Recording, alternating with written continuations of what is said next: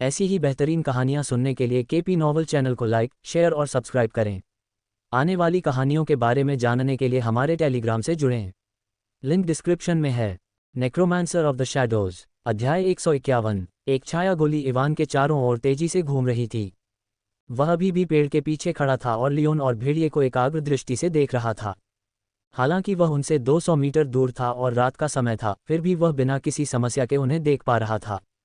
अब जब उसका प्राइम कोर डिजोर रैंक पर पहुंच गया तो उसे गोली पर नियंत्रण करना आसान लगा।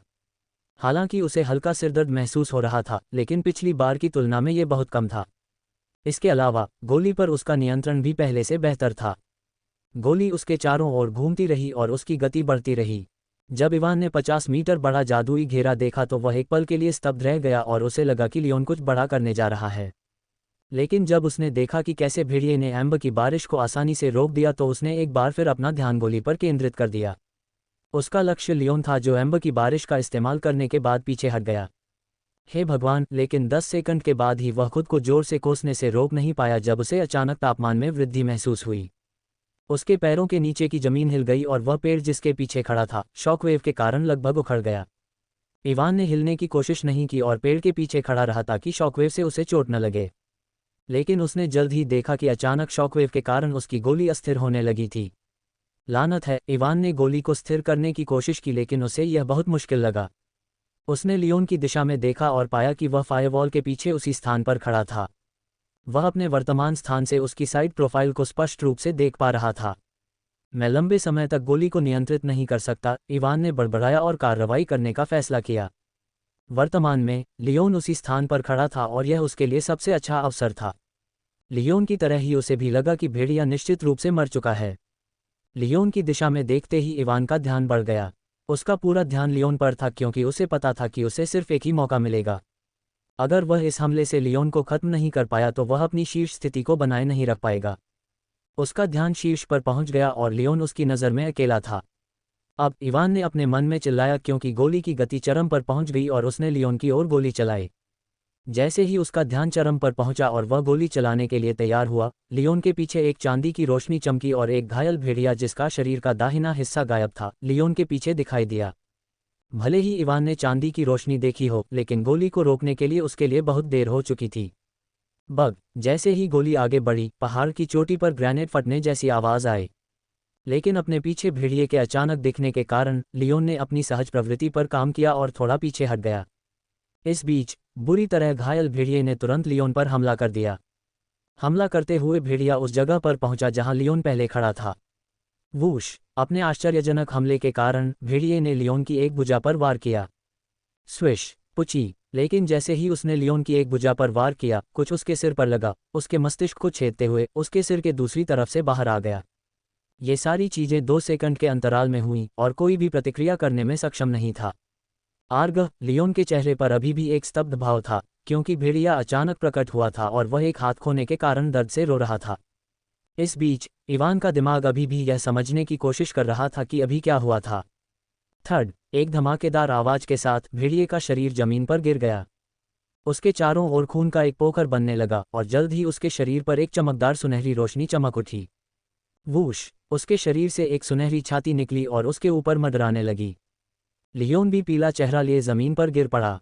वह अपनी बांह पकड़े हुए था और खून को रोकने की कोशिश कर रहा था। उसके चेहरे पर कई भावनाएं थीं, गुस्सा, डर, खुशी और सबसे बढ़कर उलझन। जब भेड़िया उसके पीछे दिखाई दिया तो उसने उससे दूर हटने की कोशिश की और एक तेज आवाज़ सुनी। फिर भेड़िए ने उसका दाहिना हाथ काट दिया और उसी समय भेड़िया जमीन पर गिरकर मर गया। यहाँ क्या हो रहा है? लियोन पूरी तरह से स्तब्ध था और समझ नहीं पा रहा था कि क्या हो रहा है। फिर उसे वह तेज आवाज़ याद आई जो उसने पहले सुनी थी और उस दिशा में देखा। हालांकि वहां पूरी तरह से अंधेरा था, फिर भी वह विस्फोट के बाद भी जल रही आग की वजह से अपने से लगभग 200 मीटर दूर किसी को खड़ा हुआ देख पा रहा था। वहां कौन है? लियोन ने सोचा और खड़े होने की कोशिश की। हालांकि उस हमले ने उसे नहीं मारा, लेकिन उसे यकीन था कि हमला बहुत शक्तिशाली था। अंधेरे की वजह से वह बस वहां खड़े किसी व्यक्ति को देख पा रहा था। उसे ये भी यकीन नहीं था कि वह छोटा सा हुड नर है या मादा।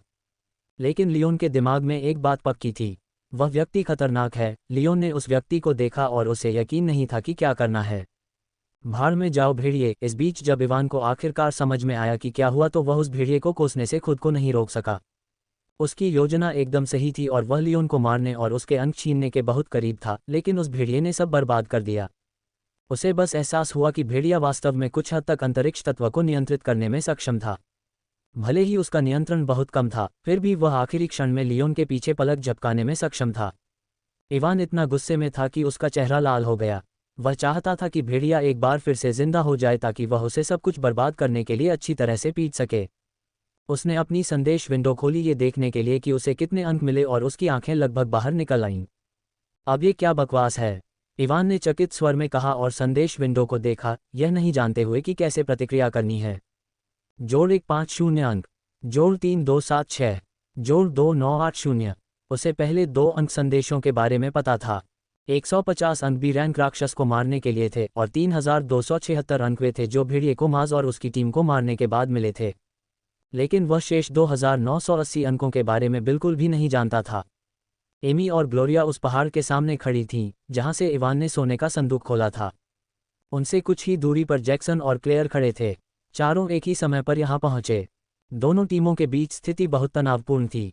ग्लोरिया और एमी दोनों ही सी जोड़ रैंक के शिकारी थे और वर्तमान में वे चौथे स्थान पर थे। जैक्सन भी सी जोड़ रैंक का शिकारी था, जबकि क्लेयर सी रैंक की शिकारी थी। वर्तमान में वे 5वें स्थान पर थे। वे चारों ही काफी मजबूत थे और ग्लोरिया और एमी को यकीन नहीं था कि वे घायल हुए बिना उन्हें हरा पाएंगी। इसके अलावा उन्हें पता था कि यहाँ आने वाले अन्य छात्रों द्वारा उनकी लड़ाई का फायदा उठाने और उन्हें खत्म करने की बहुत अधिक संभावना है। हालांकि वे अभी भी पहाड़ के नीचे थे, लेकिन वे पहाड़ की चोटी से लड़ाई की आवाज़ सुन सकते थे। अगर वे लड़ना शुरू करते हैं और उन्हें सचेत करते हैं तो वे उनका ध्यान भी आकर्षित करेंगे। हम साथ मिलकर काम करें और देखें कि ऊपर क्या हो रहा है। इसके अलावा अगर हम एक दूसरे से लड़ते हैं और घायल हो जाते हैं तो हमारे लिए लियोन या वैलेरी का सामना करना बहुत मुश्किल हो जाएगा, जो भी रैंक के शिकारी हैं, ग्लोरिया ने जैक्सन से कहा। जैक्सन ने सिर हिलाने से पहले एक पल के लिए इसके बारे में सोचा। ठीक है, मैं भी इस जगह पर लड़ाई शुरू नहीं करना चाहता जहां हम दूसरे छात्रों के निशाने पर आ सकते हैं। तो चलो ऊपर चलते हैं और देखते हैं कि कौन लड़ रहा है, एमी ने कहा और ग्लोरिया और वह दोनों ऊपर जाने लगे। जैक्सन और क्लेयर भी आगे बढ़ने लगे, लेकिन उन्होंने इतनी दूरी बनाए रखी कि वे प्रतिक्रिया कर सकें, भले ही ग्लोरिया और एमी उन पर हमला करने का फैसला करें। जब वे पहाड़ के 3/4 भाग पर चढ़ गए तो उन्होंने एक जोरदार विस्फोट सुना जिसने पहाड़ को हिला दिया। उन्होंने पहाड़ की चोटी पर एक विशाल मशरूम बादल को उठते देखा। कई छोटे और मध्यम आकार के पत्थर नीचे गिरने लगे। अरे, वहां कौन लड़ रहा है, ग्लोरिया ने गिरते हुए पत्थरों को देखते हुए कहा। ध्वनि अवरोध, एमी ने खुद को गिरती चट्टानों से बचाने के लिए उनके सामने एक ध्वनि अवरोध बनाया। थूडर शील्ड, जैक्सन ने भी उनकी रक्षा के लिए एक थूडर शील्ड बनाए। अपनी ढाल बनाए रखते हुए वे पहाड़ पर चढ़ना जारी रखते हैं। जल्द ही वे लगभग पहाड़ की चोटी पर पहुंच गए। सावधान रहें, हम लगभग वहां पहुंच चुके हैं, एमी ने जैक्सन और क्लेयर को आवाज़ भेजने के लिए अपने ध्वनि तत्व का उपयोग किया। उसे डर था कि वे वहां लड़ रहे लोगों का ध्यान आकर्षित करेंगे। जैक्सन और क्लेयर ने एमी की आवाज़ सुनकर कुछ नहीं कहा और पहाड़ पर चढ़ना जारी रखा। चलो देखते हैं यहाँ कौन कहर बरपा रहा है, जैक्सन ने कहा और उसने और क्लेयर ने पहाड़ की चोटी पर झांका। धमाका, जैसे ही उन्होंने अपना सिर उठाया उन्हें किसी चीज़ के फटने की आवाज़ सुनाई दी। प्लॉप, जैक्सन ने अपने चेहरे पर कुछ गर्म चीज़ के छींटे महसूस किए। जैक्सन ने अपने चेहरे को छुआ और उस चीज़ को पोंछ दिया जो उसके चेहरे पर छींटे पड़ी थी। अपना चेहरा पोंछने के बाद जब उसने अपने हाथ की ओर देखा तो उसका दिल ठंडा हो गया और उसने धीरे से क्लेयर की दिशा में देखा। जब जैक्सन ने क्लेयर की दिशा में देखा तो वह अपने बगल में क्लेयर का सिरहीन शरीर देखकर डर गया। उसका सिर फट गया और खून और मस्तिष्क पदार्थ उसके चेहरे पर फैल गए। उसने अपने संदेश विंडो को देखा और पुष्टि की कि क्लेयर वास्तव में समाप्त हो गई थी। एमी और ग्लोरिया भी हैरान चेहरों के साथ दृश्य को देख रहे थे। वे जैक्सन और क्लेयर की तुलना में धीमी गति से चढ़ रहे थे, इसलिए अगर कुछ अप्रत्याशित हुआ तो इसका सामना जैक्सन और क्लेयर को करना होगा। पहाड़ की चोटी को देखते ही वह समाप्त हो गई, एमी ने अपनी लार को निगलते हुए कहा। मुझे लगता है कि इस आदमी को वाकई महिलाओं से दुश्मनी है। जब भी वह किसी महिला को मारता है तो वह बहुत ही क्रूर तरीके से मारता है, ओलिवा ने स्क्रीन की तरफ देखते हुए कहा। जो कुछ हुआ उसे देखकर दूसरे लोग भी अवाक रह गए। भेड़िए को मारने के बाद शैडो बुलेट आगे बढ़ती रही और क्लेयर, जिसने अपना सिर उठाकर देखा कि कौन लड़ रहा है, वह गोली के रास्ते में आ गई। वह बिना जाने ही खत्म हो गई कि क्या हुआ, लेकिन उस हमले की ताकत बहुत ज्यादा थी, एडवर्ड ने अपने चेहरे पर हैरानी भरे भाव के साथ कहा। अगर इस तरह के हमले का सामना करना पड़े तो बी जोड़ रैंक का शिकारी भी खतरे में पड़ सकता है, इसाक ने भी अपना सिर हिलाया।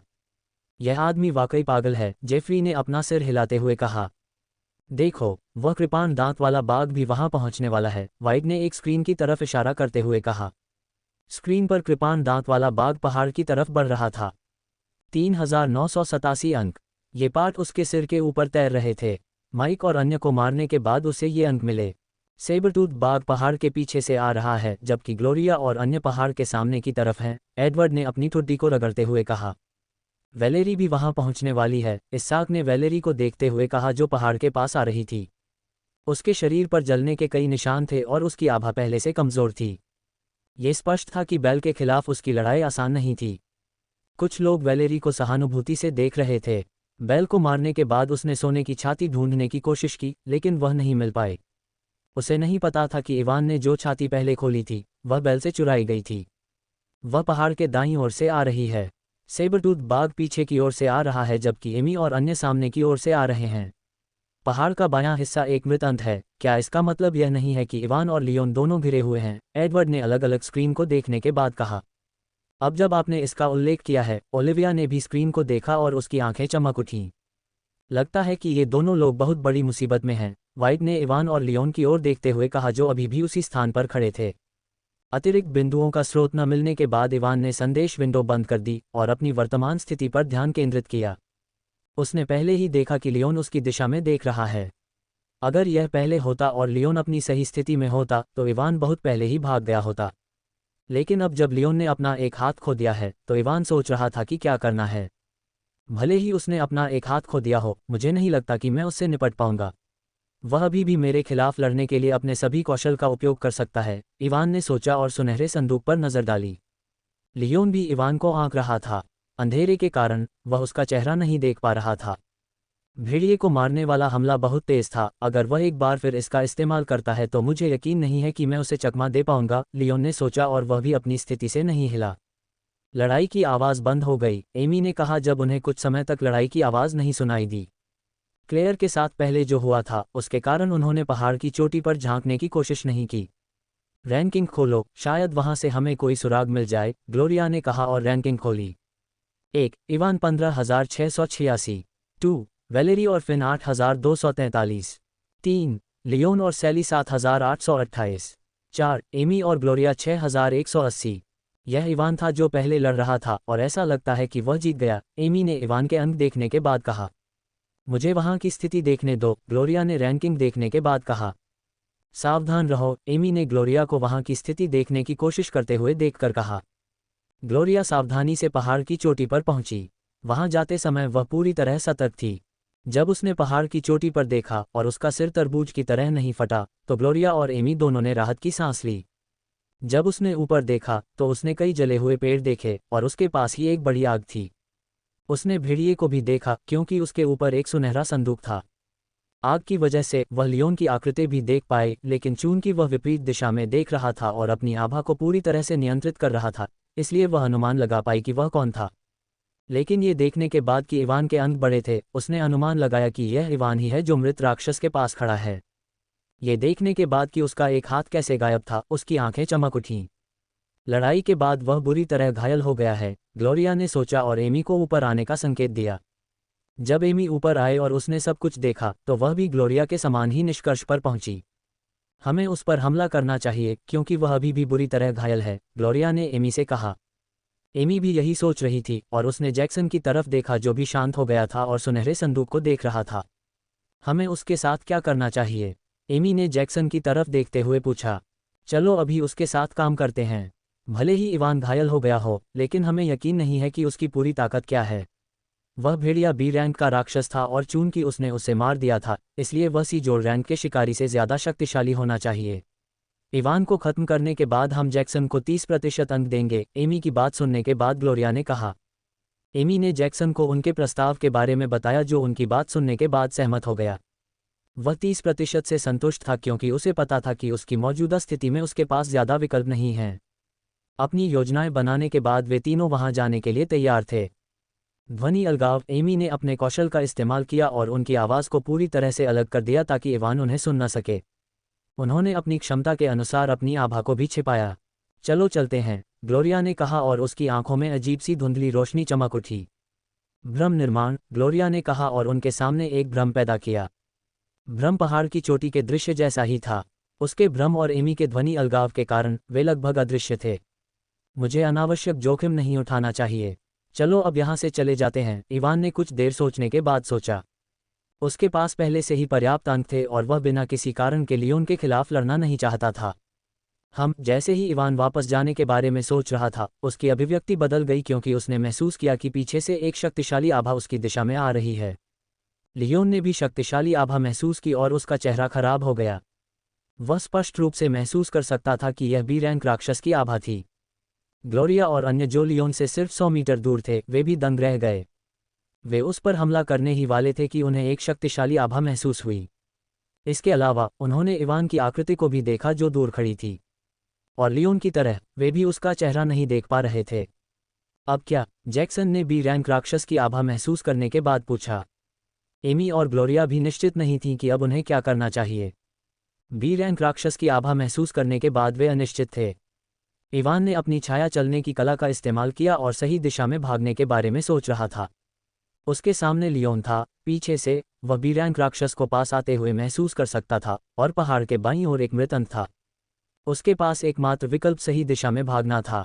लेकिन जैसे ही वह वहां जाने वाला था, उसने अपनी नाइट विशन की मदद से वैलेरी को वहां से आते देखा। शर्टर, इवान ये देखकर खुद को कोसने से नहीं रोक पाया। स्विश! अचानक उसके पास की धरती हिली और वहां एक कृपाण दंत बाघ प्रकट हुआ। बाघ उससे सिर्फ 15 मीटर की दूरी पर दिखाई दिया। इवान को अचानक अपने पूरे शरीर में ठंड महसूस हुई और उसने सांस लेने की भी हिम्मत नहीं की। यह मुझे नहीं पहचान पाएगा, है न? इवान ने मन ही मन प्रार्थना करते हुए सोचा। वह अपनी छाया चाल कौशल का उपयोग करके छिप रहा था, लेकिन उसे ज्यादा भरोसा नहीं था क्योंकि बाघ उससे सिर्फ 15 मीटर की दूरी पर था। वहां प्रकट होने के बाद कृपाण दंत बाघ लियोन की दिशा में देख रहा था। लेकिन अचानक बाघ को कुछ महसूस हुआ और उसने उस दिशा में देखा जहां इवान छिपा हुआ था। जिस क्षण बाघ ने उसकी दिशा में देखा, इवान को पता चल गया कि उसकी प्रार्थना काम नहीं आई। लियोन को बी रैंक के राक्षस की आभा महसूस हुई तो वह दंग रह गया। उसे और भी झटका तब लगा जब उसने इवान को अचानक अपनी जगह से गायब होते देखा। अब जब वह वहां अकेला था तो उसने सोचा कि उसे अकेले ही बी रैंक के राक्षस से लड़ना होगा। जब लियोन ने इवान को अचानक गायब होते देखा तो वह भागने के लिए तैयार था, क्योंकि अपनी मौजूदा हालत में वह बी रैंक के राक्षस से लड़ने के बारे में निश्चित नहीं था। लेकिन भागने से पहले उसने देखा कि एक कृपाण दंत बाघ अचानक उस जगह के पास आ गया जहां इवान कुछ देर पहले खड़ा था। ये पृथ्वी से बचने का कौशल था। लियोन ने बाघ को वहां कैसे दिखाई दिया, ये देखकर अपने चेहरे पर गंभीर भाव के साथ सोचा। अब जब उसे पता चल गया कि बाघ के पास पृथ्वी से बचने का कौशल है, तो उसके लिए यहां से भागना और भी मुश्किल हो गया। रात में कृपाण दंत बाघ की आंखें चमक रही थीं और उसकी नज़र लियोन पर टिकी हुई थी। लियोन ने अपनी लार को निगला और कृपाण दंत बाघ से लड़ने के लिए तैयार था, जब उसने देखा कि बाघ ने उसकी ओर देखना बंद कर दिया और अब उसके बगल में देख रहा था। यह क्या देख रहा है? लियोन ने सोचा जब उसने देखा कि बाघ अब उसकी ओर नहीं देख रहा है। शर्टर, इवान जिसने बाघ को अपनी दिशा में देखते हुए देखा, वह खुद को कोसने से नहीं रोक पाया। अगले ही पल उसने महसूस किया कि उसके आसपास की जमीन थोड़ी हिल रही है। बिना किसी हिचकिचाहट के इवान ने शैडो वॉक का इस्तेमाल करना बंद कर दिया और वहां से दूर कूद गया। Swish swish! जैसे ही वह अपनी जगह से दूर कूदा, वहां से कुछ 1 मीटर लंबे भाले निकले। लियोन, एमी और दूसरे लोग जो सोच रहे थे कि इवान बी रैंक के राक्षस की आभा को महसूस करने के बाद भाग गया है, वे तब दंग रह गए जब वह अचानक वहां दिखाई दिया। उसी समय जब इवान कूद गया तो वे सभी आखिरकार उसका चेहरा देख पाए क्योंकि आग अभी भी जल रही थी। जब लियोन ने देखा कि यह इवान है तो वह इतना हैरान हुआ कि उसका मुंह खुला का खुला रह गया। वह व्यक्ति जिसने मुझे लगभग मार डाला था, वह यही आदमी था, लियोन ने अपने चेहरे पर अविश्वास के साथ सोचा। उसे विश्वास नहीं हो रहा था कि डी जोर रैंक का शिकारी इतना शक्तिशाली हमला कर सकता है। उसे अभी भी याद है कि पहले भेड़िए को मारने वाला हमला कितना शक्तिशाली था।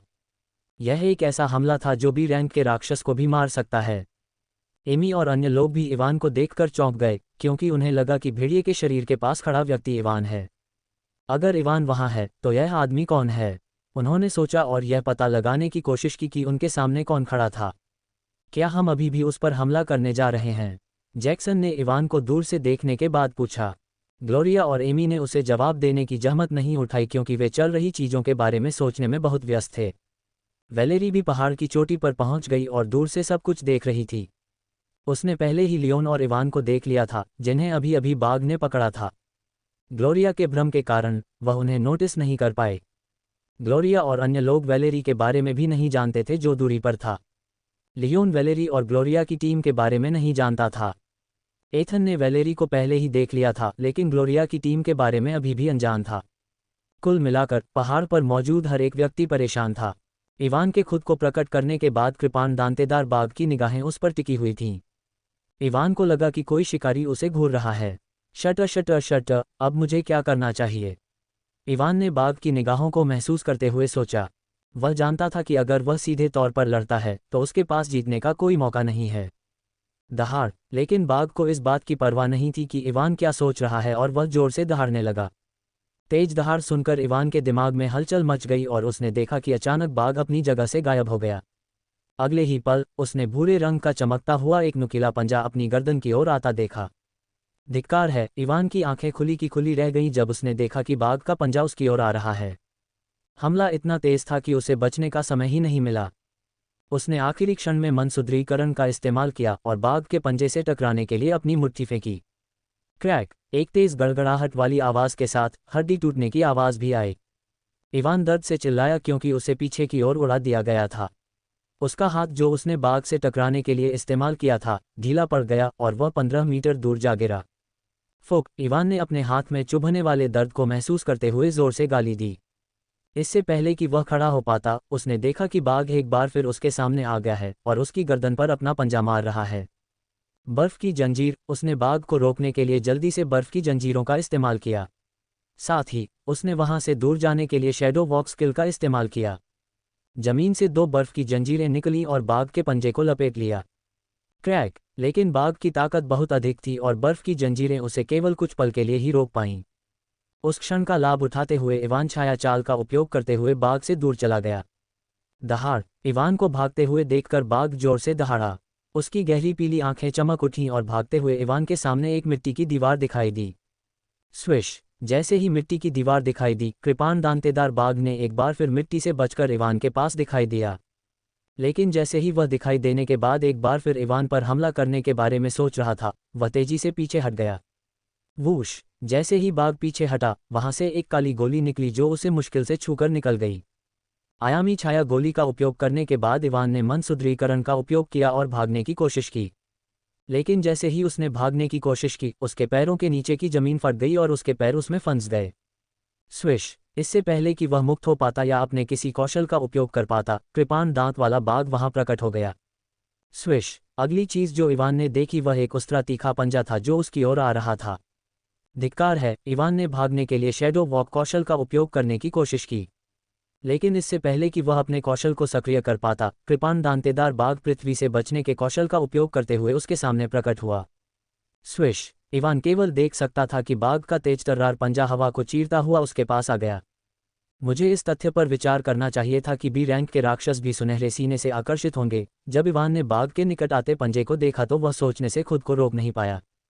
डिंग! जैसे ही बाघ का पंजा उसकी गर्दन को काटने वाला था, एक मोटी बर्फ की दीवार उसके सामने आ गई जिसने बाघ के हमले को रोक दिया। उसी समय एक आग का गोला बाघ पर गिरा और वह उड़ गया। इवान जो सोचता था कि उसका अंत हो गया है, जब उसने देखा कि क्या हुआ तो वह दंग रह गया। वैलेरी और लियोन! इवान तुरंत समझ गया कि उसे किसने बचाया। उन्होंने मुझे क्यों बचाया? इवान ने सोचा और राहत की सांस ली जब उसने देखा कि उसके पैर अब फंसे नहीं थे। लेकिन इससे पहले कि वह हिल पाता, उसने महसूस किया कि उसके शरीर के सारे बाल खड़े हो गए हैं और उसे अपने पहले सवाल का जवाब मिल गया। इवान ने जल्दी से एक तरफ कदम बढ़ाया और एक बर्फीले भाले को चकमा देने की कोशिश की जो गोली की तरह उसके सिर की ओर आ रहा था। पुची! हालांकि उसने काफी तेजी से प्रतिक्रिया की, फिर भी बर्फीले भाले ने उसके दाहिने कंधे पर गहरा छेद कर दिया। इवान के कंधे से खून बहने लगा और उसके चेहरे पर एक दर्दनाक भाव दिखाई दिया। जैसे ही भाला उस पर लगा, इवान को एक बार फिर जानलेवा खतरा महसूस हुआ और उसने देखा कि एक आग का गोला सीधे उसकी ओर आ रहा है। भाड़ में जाओ तुम कमीनों! इवान ने गाली दी और आग के गोले को रोकने के लिए बर्फ की जंजीरों का इस्तेमाल किया। बर्फ की जंजीरें आग के गोले से टकराईं जिससे वह बीच में ही फट गया। हालांकि वह बीच में ही फट गया, इवान अभी भी विस्फोट के प्रभाव से बच नहीं पाया और उड़ गया। उसका शरीर कुछ जगहों से जल गया था और उसकी आभा काफी कमजोर हो गई थी। वह पहले ही समझ गया था कि वैलेरी और लियोन ने बाघ को पहले क्यों रोका था। वे नहीं चाहते कि बाघ को उसके अंक मिलें। अगर बाघ ने उसे मार दिया और उसके अंक प्राप्त कर लिए तो वैलेरी और लियोन के लिए बाघ को मारना और उसके अंक वापस लेना बहुत मुश्किल हो जाएगा। बाघ से शिकार छीनने का फैसला करने से पहले दोनों ने सही मौके का इंतजार किया। वैलेरी, जिसने पहले ही लियोन को देख लिया था, उसे आश्चर्य नहीं हुआ जब उसने देखा कि लियोन ने भी उसी समय बाघ पर हमला किया। लेकिन लियोन, जो वैलेरी के बारे में नहीं जानता था, वह बर्फ की दीवार और बर्फ के भाले को देखकर दंग रह गया। जब वह बर्फ का भाला इवान की ओर बढ़ा तो वह लगभग जोर से गाली देने लगा। लेकिन जब उसने देखा कि इवान समय पर बच गया तो उसने राहत की सांस ली और उसे आग के गोले से मारने की कोशिश की। धमाका! आग के गोले से उड़ाए जाने के बाद इवान 5 मीटर दूर जा गिरा। हालांकि उसे पूरे शरीर में तेज दर्द महसूस हो रहा था, लेकिन गिरने के बाद उसने तुरंत खड़े होने की कोशिश की। दहाड़! जैसे ही इवान नीचे गिरा, पहाड़ की चोटी पर एक बाघ की दहाड़ गूंज उठी। वैलेरी और लियोन, जो एक बार फिर इवान पर हमला करने वाले थे, उन्होंने अपना हमला रोक दिया और बाघ की तरफ सावधानी से देखा, जो खड़ा था और गुस्से से भरी आंखों से उन्हें देख रहा था। वे दोनों जानते थे कि धरती से बच निकलने की कला का इस्तेमाल करके बाघ तुरंत उनके सामने आ सकता है, इसलिए वे इसके खिलाफ लापरवाह नहीं हो सकते। इस बात का फायदा उठाते हुए कि वैलेरी और लियोन दोनों ने उस पर हमला नहीं किया, इवान भी कांपते हुए पैरों के साथ खड़ा हो गया। हालांकि वह वैलेरी और लियोन दोनों को चुपके से हमला करने के लिए शाप देना चाहता था, लेकिन वह ऐसा करने में सक्षम नहीं था, क्योंकि जब लियोन भेड़िए से लड़ रहा था तो उसने भी वही किया था। लियोन और वैलेरी के हमले के बाद बाघ क्रोधित था, लेकिन उसने उन पर अंधाधुंध हमला नहीं किया। उसे लग सकता है कि वे दोनों इवान से कहीं ज्यादा ताकतवर थे। इवान ने अपने चारों ओर नजर डाली और उदास होने से खुद को नहीं रोक पाया। वैलेरी, लियोन और कृपाण दांतेदार बाघ, तीनों ने उसे घेर लिया। वह जिस दिशा में भाग सकता था वह पहाड़ के अंतिम छोर तक जाती थी। अगर वह उस दिशा में भागता है तो वह अंततः पहाड़ के अंतिम छोर पर पहुंच जाएगा और उसके लिए कोई रास्ता नहीं होगा। उसे लग सकता है कि वैलेरी और लियोन दोनों अपने हमलों की तैयारी कर रहे थे, और अगर उसका अनुमान सही निकला तो वे उस पर हमला करने की कोशिश करेंगे। अपनी मौजूदा हालत में उसे यकीन नहीं था कि वह उनके हमलों को कब तक झेल पाएगा। भाड़ में जाओ, मैं आत्महत्या करने वाली लड़की के रास्ते पर चल सकता हूँ, इवान ने सोचा और मन सुदृढ़ीकरण का उपयोग करके पहाड़ के अंतिम छोर की ओर भाग गया।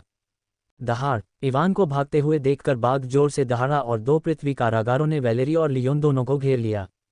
वैलेरी और लियोन को फंसाने के बाद उसने इवान पर हमला किया। उसकी नज़र में उसे मारना सबसे आसान था। वह वैलेरी और लियोन से निपटने से पहले इवान को मारना चाहता था। लियोन और वैलेरी के हाव भाव बदल गए जब उन्होंने देखा कि क्या हुआ। लियोन के शरीर से आग निकली और पृथ्वी कारागार नष्ट हो गया। उसी समय एक बर्फीला तूफान आया जिसने पृथ्वी कारागार को नष्ट कर दिया, जिसमें वैलेरी फंसी हुई थी। बाहर आने के बाद दोनों ने एक दूसरे को देखा और इवान की दिशा में भी दौड़े। जब इवान ने देखा कि कृपाण दांतेदार बाघ उसका पीछा कर रहा है तो उसने मैना सुदृढ़ीकरण का उपयोग करना बंद कर दिया और एक बार फिर उसके द्वारा फंसे जाने से बचने के लिए शैडो वॉक को सक्रिय करने के बाद भागना जारी रखा। शैडो वॉक के साथ साथ उसने अपनी चपलता को बेहतर बनाने के लिए जल्दबाजी कौशल का भी उपयोग किया। उसने मैना के उपयोग की परवाह करना पूरी तरह से बंद कर दिया। बी रैंक के भेड़िए को मारने के बाद उसका मैना रिजर्व पहले से ही कम था और अब ये तेजी से खत्म हो रहा था। अचानक सेबरटूथ टाइगर गायब हो गया। ये देखकर इवान घबराया नहीं और उसने डायमेंशनल शैडो बुलेट को सक्रिय कर दिया। जैसे ही सेबरटूथ टाइगर उसके बगल में आया, वह उस पर हमला करने में भी सक्षम नहीं था, इससे पहले कि वह पीछे हटने के लिए मजबूर हो जाता। स्विश! जैसे ही वह पीछे हटा, एक काली गोली मुश्किल से उसके पास से गुजरी। इवान अपने सभी कौशल का उपयोग करते हुए भागना जारी रखता है। वह महसूस कर सकता है कि उसका मैना जल्द ही खत्म हो जाएगा, लेकिन उसे परवाह नहीं थी क्योंकि वह पहले से ही पहाड़ का अंत देख सकता था।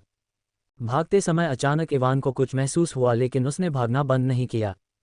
बस थोड़ा और, इवान ने सोचा जब वह पहाड़ के अंत से सिर्फ 100 मीटर दूर था। दहाड़! पहाड़ का अंत देखकर सेबरटूथ टाइगर जोर से दहाड़ा और एक बार फिर इवान पर हमला करने की कोशिश की। लेकिन एक बार फिर उसे आयामी छाया बुलेट के कारण पीछे हटने के लिए मजबूर होना पड़ा। 3 सेकंड के बाद इवान पहाड़ के अंत तक पहुंच गया और छाया चलने के कौशल का उपयोग करना बंद कर दिया। इवान ने अपने मैना रिजर्व की जांच की और ये देखकर हंसे बिना नहीं रह सका कि उसके पास केवल 3% मैना बचा है। पहाड़ के अंत में पहुंचने के बाद उसने वहां से नीचे देखा। वह 300 मीटर ऊंचा था और वहां से नीचे कूदने के बाद उसके बचने का कोई रास्ता नहीं था। जब वैलेरी और लियोन ने देखा कि इवान पहाड़ के अंत में था, तो वे आखिरकार समझ गए कि वह क्या सोच रहा था और उनके चेहरे पर एक चिंताजनक भाव दिखाई दिया।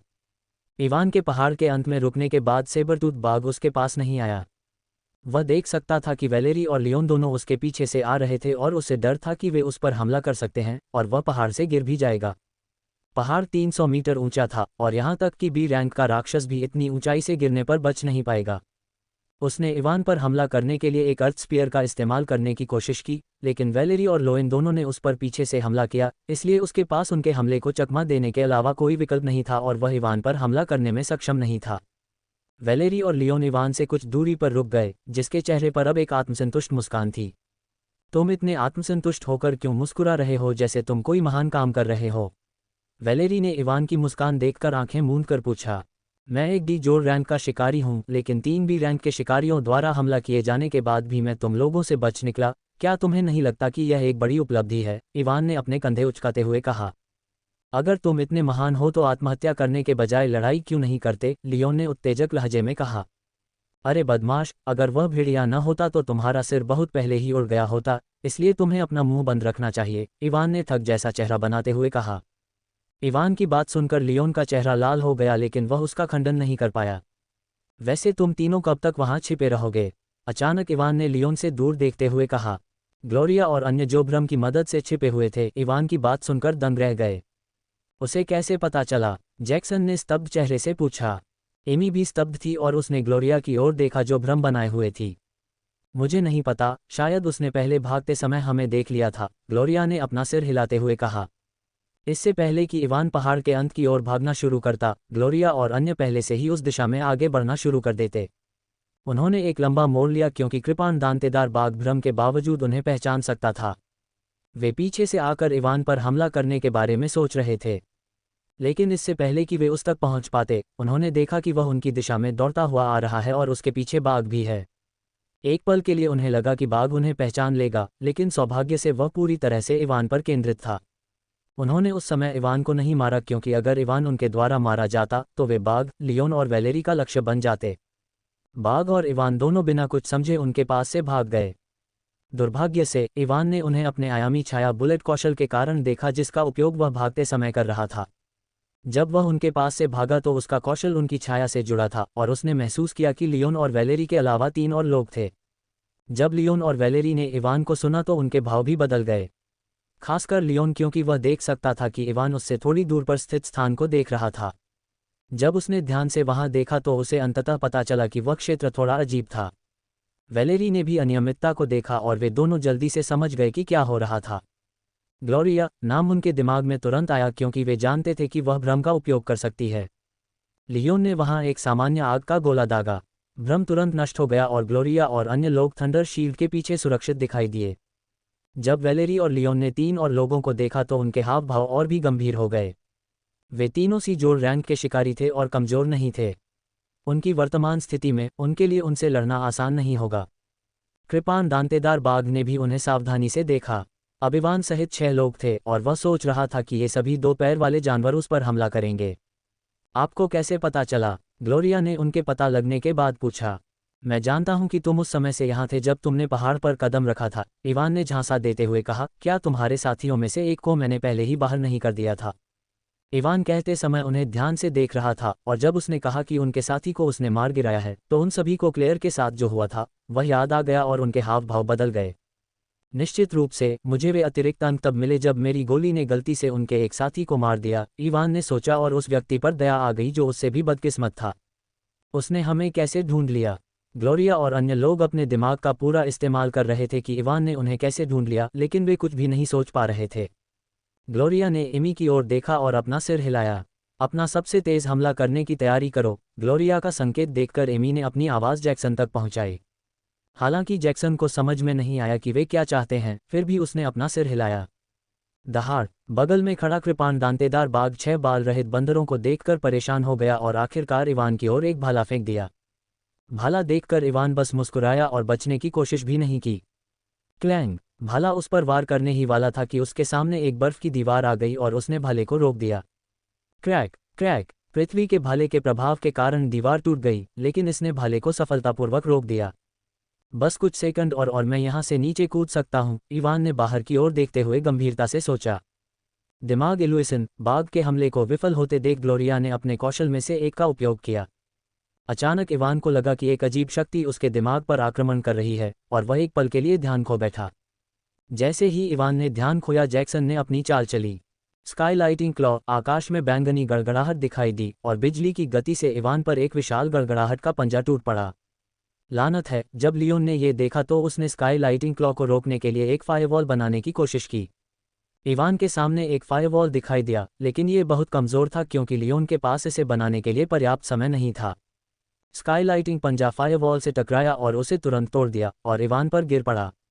फायरवॉल की वजह से जिसने स्काई लाइटिंग पंजा को एक पल के लिए रोक दिया, इवान ग्लोरिया के भ्रम के हमले से मुक्त हो गया।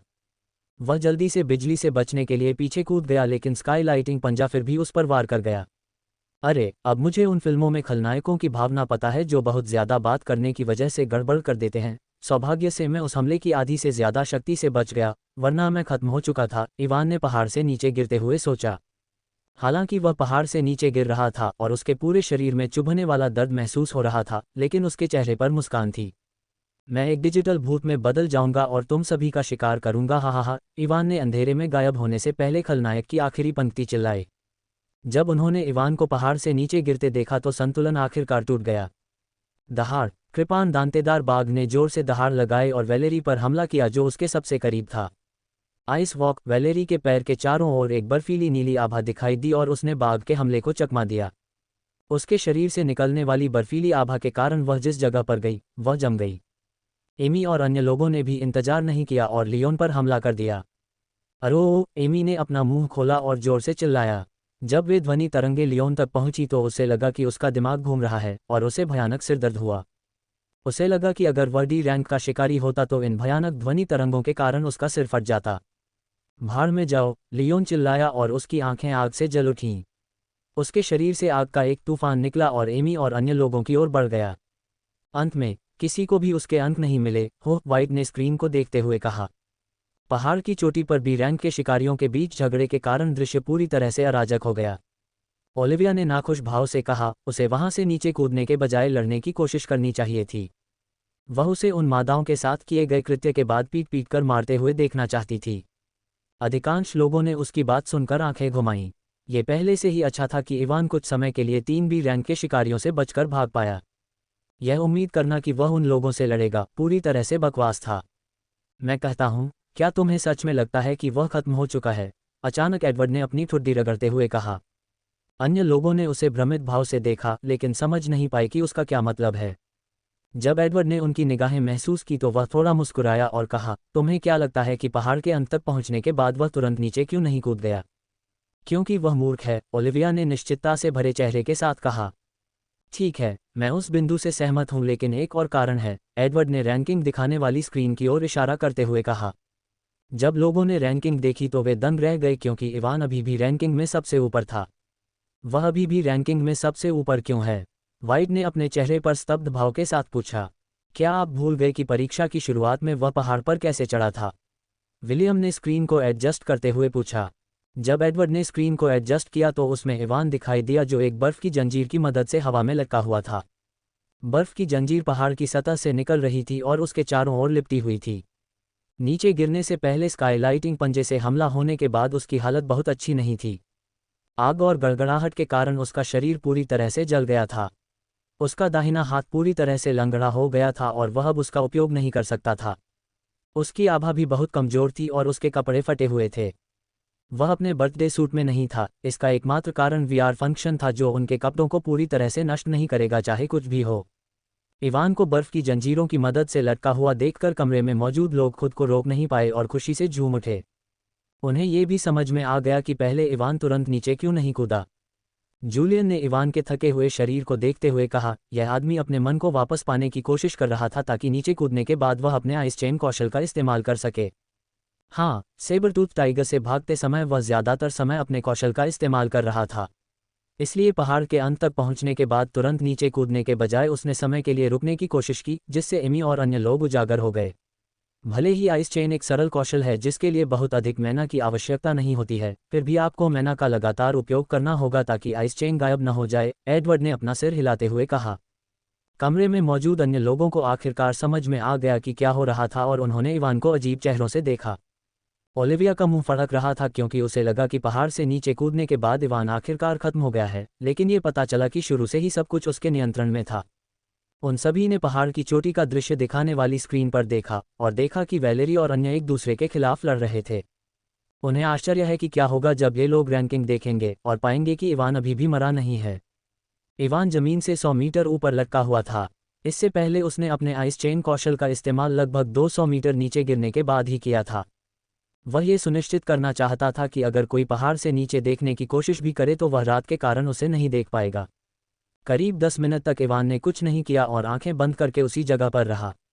10 मिनट के बाद इवान ने आखिरकार अपनी आंखें खोलीं और नीचे जाने के बजाय वह एक बार फिर पहाड़ की चोटी की ओर बढ़ गया। उसने अपनी कमर के चारों ओर बंधी बर्फ की जंजीर को नियंत्रित करने के लिए अपने मन का इस्तेमाल किया और खुद को ऊपर की ओर खींच लिया। चूंकि उसका दाहिना हाथ टूट गया था और पहले की गई मार के कारण उसका शरीर गंभीर रूप से घायल हो गया था, इसलिए वह खुद को ऊपर खींचने के लिए केवल बर्फ की जंजीरों का इस्तेमाल कर सकता था। ये भी एक कारण था कि वह कुछ समय के लिए रुका रहा और नीचे कूदने से पहले अपने मन को कुछ हद तक ठीक कर पाया। हालांकि उसका शरीर और आभा बहुत कमज़ोर थी और वह एक पीटे हुए व्यक्ति की तरह दिख रहा था, लेकिन पहाड़ पर चढ़ते समय इवान की आंखें चमक रही थीं। जब इवान बर्फ की चेन का उपयोग करके पहाड़ पर चढ़ रहा था, तब पहाड़ पर लड़ाई जोरों पर थी। लियोन और वैलेरी दोनों ही लड़ाई में नुकसान में थे। लियोन की हालत विशेष रूप से उसकी चोटों के कारण परेशान करने वाली थी और ग्लोरिया और अन्य लोग उसके खिलाफ कितनी अच्छी तरह से लड़ रहे थे। एमी ने अपने एक कौशल का उपयोग किया और लियोन की सुनने की शक्ति को छीन लिया। कुछ भी न सुन पाने के कारण लियोन को उनके खिलाफ लड़ने में बहुत परेशानी हो रही थी। इसके अलावा उसके ध्वनि हमलों से निपटना भी बहुत मुश्किल था। अपने भ्रम का उपयोग करके ग्लोरिया लियोन को मूर्ख बनाने में सक्षम थी। वह कुछ हद तक उसके दिमाग को प्रभावित करने में भी सक्षम थी।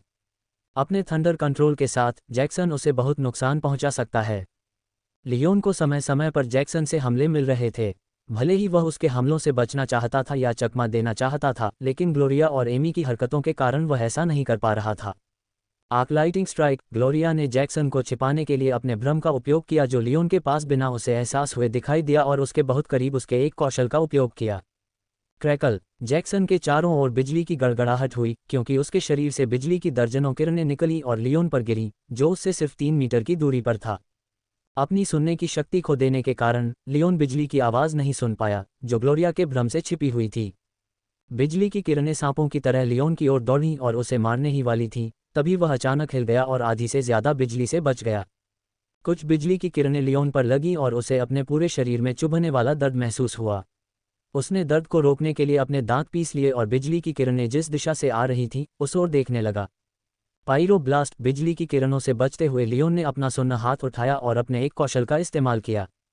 उसके हाथ से एक गहरा लाल अग्नि गोला जैक्सन की ओर निकला, जो उससे ज़्यादा दूर नहीं था।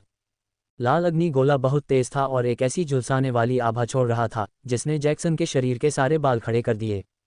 वह हमले का विरोध करने के लिए दूर जाना या वज्र ढाल बनाना चाहता था, लेकिन लाल अग्नि गोला बहुत तेज था और तुरंत उसके सामने आ गया। अग्नि गोला के उस पर हमला करने से ठीक पहले आखिरी क्षण में एमी द्वारा बनाया गया एक ध्वनि अवरोध उसके और अग्नि गोला के बीच प्रकट हुआ। फटा। लाल अग्नि गोला ध्वनि अवरोध से टकराया और फट गया। जब लाल अग्नि गोला फटा तो ध्वनि अवरोध तुरंत टूट गया और जैक्सन टूटे हुए पतंग की तरह उड़ गया। लाल लौ के उच्च तापमान के कारण उसका शरीर झुलसकर काला हो गया था। इससे भी बुरी बात यह थी कि जैक्सन पहाड़ के अंत की दिशा में उड़ गया। जैक्सन डेड एंड से सिर्फ 1 मीटर पहले दुर्घटनाग्रस्त हो गया। उसका शरीर आग से जल गया था और वह दयनीय लग रहा था। अगर एमी द्वारा अंतिम सेकंड में बनाए गए ध्वनि अवरोध के कारण ऐसा नहीं होता तो वह पहले ही मर चुका होता। जैक्सन के जले हुए शरीर को देखकर ग्लोरिया और एमी को यकीन हो गया कि वह फिर से लड़ नहीं पाएगा। ग्लोरिया और एमी दोनों को उम्मीद नहीं थी कि लियोन उनके संयुक्त हमले से मुक्त हो जाएगा और इस तरह से पलटवार करेगा। जैक्सन के लियोन के पास आने से पहले एमी लगातार उस पर अपने ध्वनि हमलों का इस्तेमाल कर रही थी। ग्लोरिया भी उस पर अपने मन के भ्रम का इस्तेमाल कर रही थी, लेकिन तब भी उसने समय पर सफलतापूर्वक प्रतिक्रिया की और जैक्सन पर एक शक्तिशाली कौशल का इस्तेमाल किया। उस कौशल का इस्तेमाल करने के बाद लियोन जोर जोर से हौंफ रहा था और उसकी सांस भी उखड़ रही थी। वह उनमें से 3 के खिलाफ 10 मिनट से अधिक समय तक लड़ रहा था और पहले ही उसका अधिकांश मैना इस्तेमाल हो चुका था। इस लड़ाई से पहले उसने बी रैंक के भेड़िए से निपटने के लिए बहुत सारा मैना इस्तेमाल किया था और अब उसका अधिकांश मैना पहले ही इस्तेमाल हो चुका है।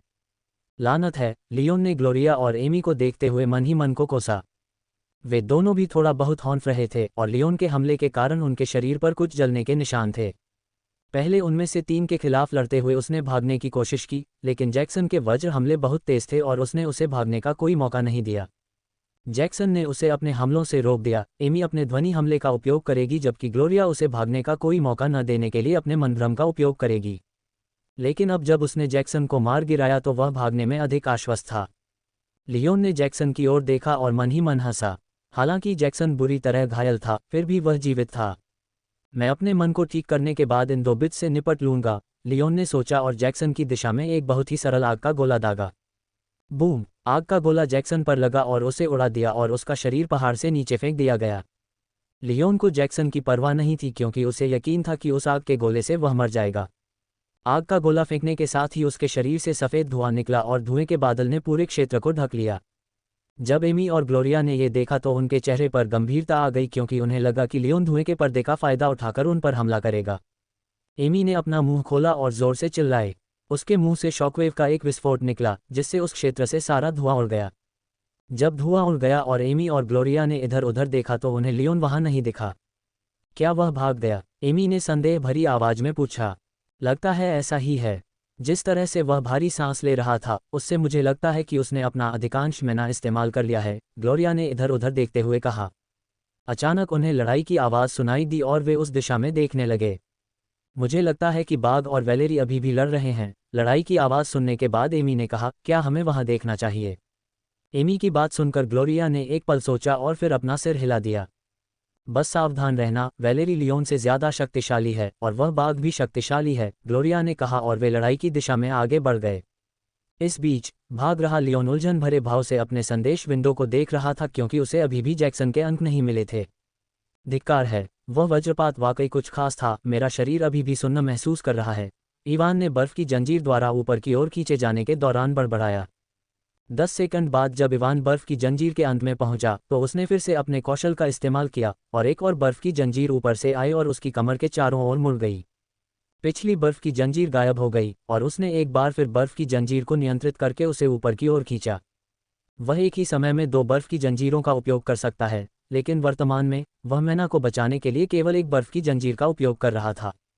कुछ समय बाद जब उसने खुद को 100 मीटर ऊपर खींचा तो इवान ने एक विस्फोट की आवाज़ सुनी। लगता है कि वे बेवकूफ़ उग्र रूप से लड़ रहे हैं, इवान ने बड़बड़ाया और थोड़ा मुस्कुराया। बूम! कुछ सेकंड बाद उसने एक और छोटा विस्फोट सुना और किसी को पहाड़ से नीचे गिरते देखा। रात में देखने की अपनी क्षमता के कारण वह गिरने वाले व्यक्ति की शक्ल को स्पष्ट रूप से देख पा रहा था। हे भगवान, ये काला भूत कौन है? इवान ने चिल्लाते हुए कहा। उसने एक जली हुई लाश को नीचे गिरते देखा। उसे लग रहा था कि वह व्यक्ति मौत के कगार पर था और ज़मीन पर गिरने से पहले ही मर जाएगा। जब जली हुई लाश उसके पास से गुजरी तो उसने अपना एक पैर उठाया और उसके चेहरे पर लात मारी। इवान की लात की वजह से जली हुई लाश की गिरने की गति बढ़ गई और उसी समय जैसे ही उसने लाश को लात मारी उसके सामने एक संदेश आया। जोड़ 3126 पॉइंट। इवान के मुंह से हल्की सी हंसी निकली लेकिन उसे तुरंत पछतावा हुआ जब उसे हंसने की वजह से पूरे शरीर में दर्द महसूस हुआ। अरे, मैं ठीक से हंस भी नहीं सकता, इवान ने शाप दिया जब उसने महसूस किया कि उसके कंधे पर लगे घाव से फिर से खून बहने लगा है। जब इवान खुद को ऊपर खींच रहा था तब वैलेरी अभी भी कृपाण दांतेदार बाघ से लड़ रही थी। Ice zone. वैलेरी ने अपने एक कौशल का इस्तेमाल किया और उसके आसपास के 100 मीटर के क्षेत्र का तापमान तुरंत गिर गया। जमीन बर्फ से ढकी हुई थी और ठंडी हवा पूरे पहाड़ पर बह रही थी। बर्फ क्षेत्र का उपयोग करने के बाद वैलेरी थोड़ी सी हौंफ रही थी क्योंकि यह उसके बहुत सारे मैना का उपभोग करता है, लेकिन साथ ही यह उसके सभी बर्फ प्रकार के कौशल को सशक्त बनाता है और उसके प्रतिद्वंद्वी को कुछ हद तक कमजोर करता है। बर्फ क्षेत्र के कारण कृपाण दांतेदार बाघ की हरकतें कठोर हो जाती हैं और फिसलन भरी जमीन के कारण उसे चलने में कठिनाई होने लगती है। दहाड़। अपने शरीर को कठोर होते हुए महसूस करते हुए बाघ जोर से दहाड़ा और उसका शरीर भूरे रंग की आभा से चमक उठा और वह अचानक पृथ्वी तत्व से ढक गया। बर्फ क्षेत्र के कारण उसे जो ठंड लग रही थी वह पृथ्वी तत्व के कारण बहुत कम हो गई। उसने वैलेरी को देखा और उसकी आंखों में एक उग्र प्रकाश चमक रहा था। बाघ ने अपने विशाल पंजे को ठंड के खिलाफ पटक दिया और उसकी ओर दौड़ा। जब उसने अपने विशाल पंजे को उस पर पटक दिया तो उसका शरीर घने पृथ्वी तत्व से चमक उठा। वैलेरी ने अपनी जगह पर खड़े होकर जानवर का सामना करने के लिए एक भयंकर बर्फीले तूफान को बुलाया। दोनों शक्तियां आपस में टकराईं, बर्फ धरती से टकराई और जमीन प्रभाव के बल से हिल गई। बर्फ के क्षेत्र के कारण क्षेत्र को ढकने वाली बर्फ उड़ गई क्योंकि भयंकर शॉकवेव आसपास के क्षेत्र में फैल गई। बर्फीले तूफान से उसके हमले को रोकने के बाद वैलेरी हवा में उछली, उसका शरीर मुड़ मुड़कर बाघ के शक्तिशाली प्रहारों से बचता हुआ आगे बढ़ा। उसने बाघ पर बर्फ के टुकड़े बरसाने के लिए बुलाए, लेकिन बाघ फुर्ती से आगे बढ़ा और ज्यादातर बर्फ के टुकड़ों को चकमा दे गया। हवा में रहते हुए वैलेरी की आंखें चमक उठीं और अचानक जमीन से बर्फ की दसियों जंजीरें निकल आईं, जिससे बाघ की हरकतें फिर से शुरू हो गईं। दहाड़! बाघ गुस्से में दहाड़ने लगा और बर्फ की जंजीरों को तोड़ने की कोशिश करने लगा। लेकिन इवान की बर्फ की जंजीरों के विपरीत वैलेरी की बर्फ की जंजीरें बहुत मजबूत थीं और वह उन्हें तुरंत नहीं तोड़ पाए। पुची! दहाड़! बाघ दर्द से दहाड़ उठा, क्योंकि वैलेरी द्वारा पहले बुलाए गए बचे हुए हिमखंड उसके शरीर में घुस गए। वैलेरी बाघ से बहुत दूर नहीं उतरी, उसकी सांसें उखड़ रही थीं और वह जोर जोर से सांस ले रही थी। उसका अधिकांश मन पहले ही इस्तेमाल हो चुका था। यहाँ आने से पहले उसने अग्नि बैल के साथ लड़ाई के बाद अपना मन वापस नहीं पाया था। लेकिन भले ही वह जोर जोर से सांस ले रही थी, लेकिन उतरने के बाद भी वह रुकी नहीं और एक बार फिर बाघ की ओर बढ़ी। उसे लग रहा था कि उसका बर्फीला क्षेत्र लंबे समय तक नहीं रहेगा और फिर उसके पास बाघ को हराने का मौका और भी कम हो जाएगा। लेकिन जैसे ही उसने एक कदम आगे बढ़ाया, उसके पैरों के नीचे की जमीन हिलने और टूटने लगी, उसे निगलने की धमकी देने लगी। लानत है! जमीन हिलती हुई महसूस करते हुए उसके पास अपना हमला रोकने और वापस कूदने के अलावा कोई विकल्प नहीं था। दहाड़! बाघ जोर से दहाड़ा, क्योंकि उसका शरीर पृथ्वी तत्व से चमक उठा और इसने उसे बांधने वाली बर्फ की जंजीरों को तोड़ दिया। उसने धरती से बचकर भागने का रास्ता चुना और तुरंत वैलेरी के सामने आ गया, जो भारी सांस ले रही थी, और उस पर अपना पंजा मार दिया। वैलेरी ने दूर जाने की कोशिश की, लेकिन वह अभी भी बाघ से एक कदम धीमी थी। स्विश! बाघ ने वैलेरी पर वार किया और उसके पेट पर एक बड़ा घाव कर दिया। वैलेरी के चेहरे पर दर्दनाक भाव दिखाई देने के साथ ही खून बहने लगा। बाघ ने एक और हमला करना चाहा, लेकिन अचानक उसने देखा कि उसके पंजे बर्फ में जम गए हैं। अचानक उसके शरीर के सारे बाल खड़े हो गए और इससे पहले कि वह कुछ कर पाता, उसने देखा कि वैलेरी अपनी कलाई फड़फड़ा रही है और उसके शरीर से एक चमकदार बर्फीली शक्ति फूट पड़ी। जमी हुई दुनिया! बाघ ने अपने शरीर के जमने से पहले ही सुना। ये सिर्फ बाघ ही नहीं था, पहाड़ की चोटी पर 3 मीटर के भीतर का पूरा इलाका जम गया था। चाहे पेड़ हों, चट्टानें हों या झाड़ियां, सब कुछ ठोस बर्फ में जम गया था। यहाँ तक कि एमी और ग्लोरिया, जो वैलेरी से 200 मीटर दूर थीं, बर्फ में जम गई थीं। उनका जीवन और मृत्यु अज्ञात थी। कमरे में मौजूद सभी लोग ये सब देखकर स्तब्ध रह गए और मुंह खोले जमे हुए पहाड़ की चोटी को देखने लगे। जब कोई व्यक्ति जागता है तो उसे आमतौर पर एक सामान्य कौशल प्राप्त होता है। जैसे जब इवान को जगाया गया तो उसे शैडो वॉक का कौशल प्राप्त हुआ। सभी लोग जो जागते हैं उन्हें एक सामान्य कौशल प्राप्त होता है।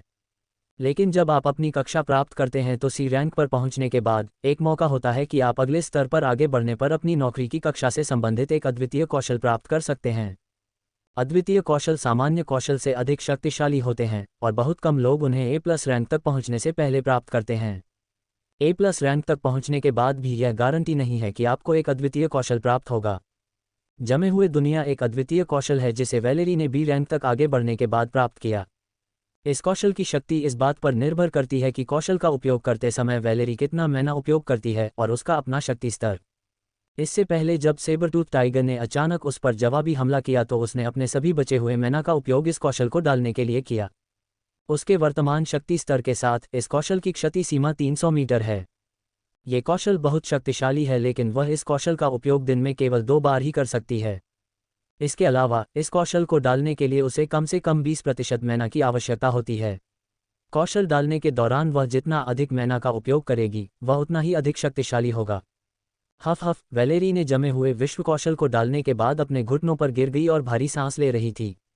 उसे अपना सारा मैना खोने के कारण चक्कर आ रहा था।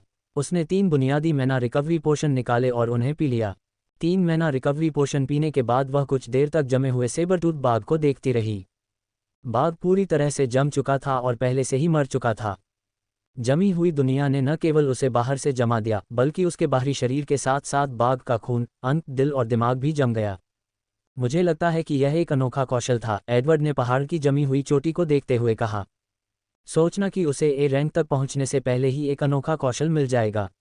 आमतौर पर अधिकांश शिकारियों को A+ रैंक शिकारी बनने के बाद एक अनोखा कौशल मिलता है, जेफरी ने अपना सिर हिलाते हुए कहा। वह पहले लगभग मैना से बाहर थी, लेकिन फिर भी वह उस बाघ को मारने में सक्षम थी। वह कौशल वास्तव में काफ़ी शक्तिशाली है, ओलिविया ने कहा। लेकिन अगर उसके पास ऐसा कोई कौशल होता तो उसे पहले ही इसका इस्तेमाल करना चाहिए था, वाइट ने वैलेरी की ओर देखते हुए कहा, जो खड़े होने की कोशिश कर रही थी। मुझे नहीं लगता कि अगर उसने सीधे उस कौशल का इस्तेमाल किया होता तो बाघ मर जाता। बाघ इसलिए मर गया क्योंकि उसका पूरा शरीर अंदर से जम गया था। और उस हमले की ठंडी ऊर्जा वैलेरी द्वारा पहले किए गए गहरे घावों के माध्यम से बाघ के शरीर पर आक्रमण कर गई। एडवर्ड ने वाइट की बात सुनने के बाद कहा, अगर वह सीधे उस कौशल का इस्तेमाल करती तो बाघ अपनी मजबूत बाहरी सुरक्षा के कारण ठीक रहता। वैलेरी खड़ी हुई और जमे हुए बाघ के शरीर की ओर गई और उसके मरने के बाद दिखाई देने वाली सुनहरी छाती को उठाया। भगवान का शुक्र है कि मुझे इस बार एक सुनहरी छाती मिली, वैलेरी ने छाती को उठाने के बाद कहा। पिछली बार उसे एक सुनहरी छाती नहीं मिली थी, भले ही उसने अग्नि बैल को मार दिया था। वैलेरी ने संदेश विंडो पर नजर डाली और वहां 2 संदेश देखे। जोड़ 3987 अंक, जोड़ 3480 अंक। जब उसने 2 संदेश देखे तो उसने भौहें उठाईं। लगता है उनमें से एक बच गया है, वैलेरी ने केवल 2 संदेश देखने के बाद कहा। वह स्पष्ट रूप से ग्लोरिया और एमी के बारे में बात कर रही थी। जब लियोन पहले भाग गया तो उसने उसे देखा। लियोन के भाग जाने के बाद उसे पता था कि ग्लोरिया और एमी उसकी दिशा में आएंगे। इसलिए जब उसने लियोन को भागते देखा तो उसने तुरंत अपने कौशल का उपयोग नहीं किया और इंतजार किया कुछ समय। क्या मुझे वहां जाकर देखना चाहिए? वैलेरी ने अपनी भौहें सिकोड़ते हुए सोचा। अपनी सारी मैना इस्तेमाल करने के बाद भी वह लड़ने की हालत में नहीं थी। उसके लिए उस व्यक्ति को मारना मुश्किल होगा जो अभी भी जीवित है। अगर जो व्यक्ति बच गया वह बर्फ से बाहर आ गया तो उसके लिए उसे मारना मुश्किल होगा।